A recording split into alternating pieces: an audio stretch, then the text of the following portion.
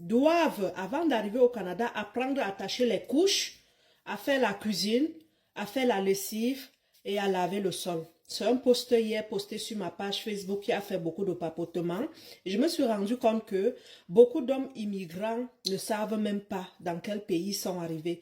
Beaucoup qui rêvent encore immigrer ne savent pas la terre qui doit les accueillir. Déjà, je vais vous préciser ici, ce n'est pas un poste qui avait trait aux féministes, mais c'est un poste qui a trait à la réalité. Et plusieurs divorcent au Canada suite aux mésententes, suite au surcharge de la femme.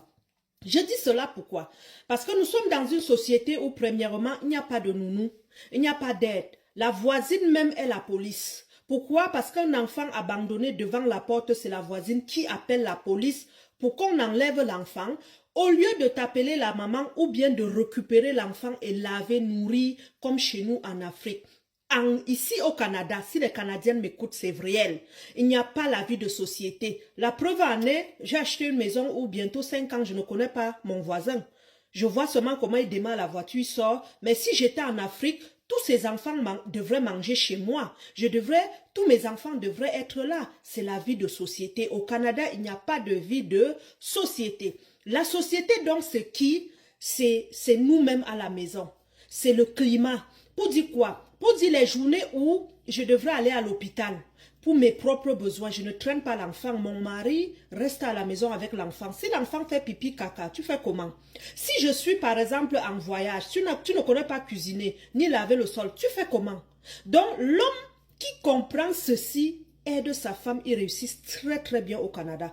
Vous allez me dire, Nina, la femme peut le faire. En Afrique, elle faisait comment? La femme en Afrique ne travaille pas comme au Canada. Le travail du Canada est plus mental. C'est le stress, ok? C'est la pression que la société te met. C'est le courir. Lorsqu'elle court, toi aussi tu as couru. Vous retournez à deux à la maison.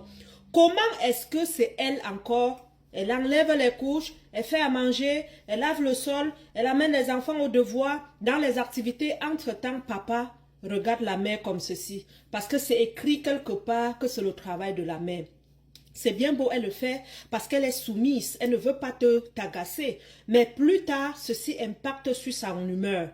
Elle devient une femme où au lit, elle te boude. Elle te boude pourquoi? Parce qu'elle est stressée. Parce qu'elle est surchargée mentalement. Et au lit, c'est toi qui veux encore. Et pourtant, tu es rentré, au lieu de venir lui dire, oh mon amour, est-ce qu'il y a quelque chose que je pourrais faire? Est-ce qu'il y a les assiettes que je pourrais laver? Qu'est-ce qui se passe? Tu ne le fais pas. Mais elle commence à bouder. Et tu vois comment ta femme se déprécie elle-même. Elle perd son estime de soi. La vie l'énerve. Et une femme qui n'est pas joyeuse dans un foyer, c'est déjà une porte du divorce. Parce que moindre un, elle dit deux. Elle dit deux pourquoi? Parce que elle renferme en elle les choses qu'elle aurait dû te dire. Mais elle a peur de te dire pour te blesser. Et pourtant, si toi, papa, tu étais rentré juste un peu manager la famille, n'est-ce pas, au lit même, elle devait être la première à dire, mes bébés, avec la nuisette en train de te gratter le dos. Donc, ça crée l'autre surcharge.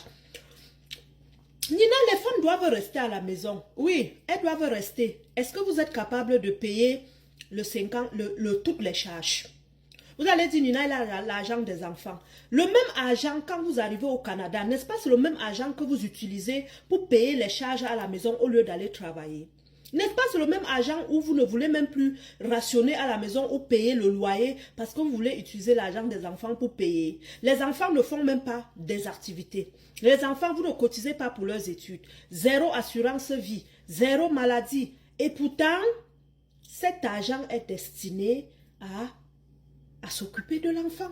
L'enfant doit aller à la garderie. L'enfant doit bien manger, bien vêtir. L'enfant doit aller dans l'école où ça l'aide. C'est tout cela, tout concourt. Vous aussi, oui, ça aide à la maison. Mais ça ne doit pas payer le loyer. Entre-temps, papa commence à croiser les bras pour voir comment investir son argent au pays, augmenter les 2 tisas, les 3 tisas.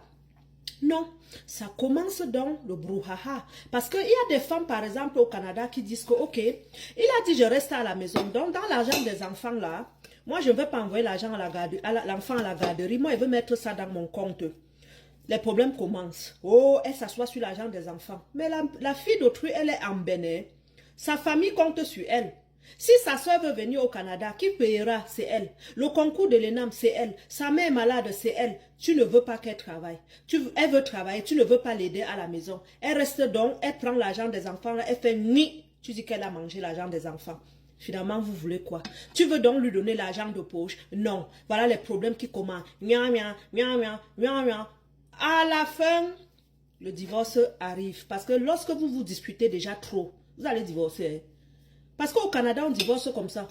On te donne même l'aide au divorce. Si vous ne connaissez pas, il y a ce qu'on appelle l'aide juridique pour les femmes qui ne travaillent pas. Elle va seulement, elle dit vraiment, elle va mal, elle est en dépression, elle n'en peut plus.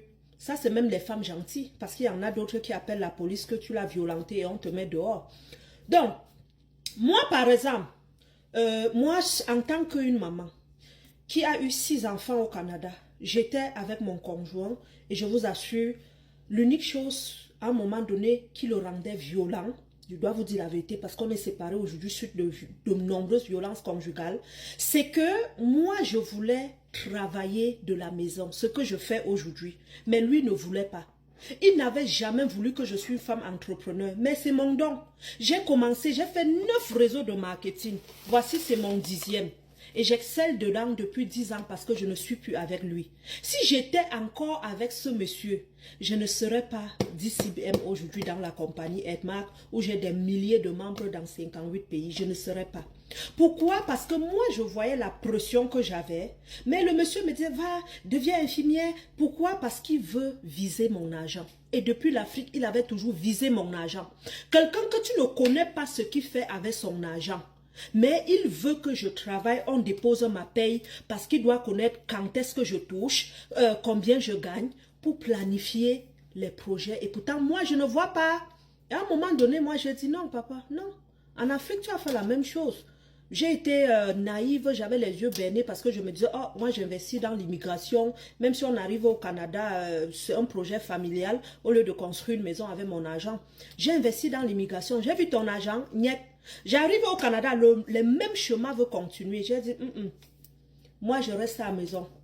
Je m'occupe des enfants et j'ai commencé à tresser. Pour ceux qui m'ont connu, mon premier salon de coiffure, c'était dans mon sous-sol. Après, tellement les gens défilaient chez moi parce que tout ce que je fais de mes 10 doigts, Dieu béni.